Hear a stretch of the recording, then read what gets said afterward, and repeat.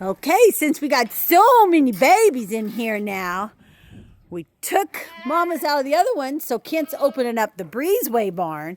So these babies got more room. Yes, babies got more room.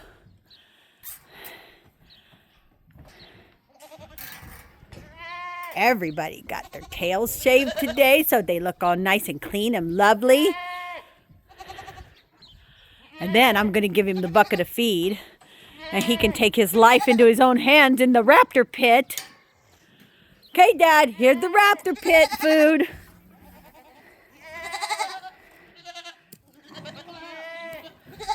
Okay, raptor pit food. Here we go. It's raptor feeding time.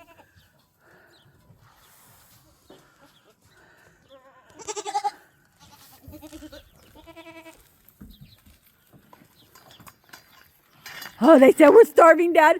We haven't had food in like 6 days, Dad. Look how big Morty is. We're dying of starvation. You guys never feed us. There's some big kids this year. We're doing 8-week protocol on Tuesday. It'll be interesting to see how big. Look at Snoop. He's huge. Big kids. All right, go to the next pen.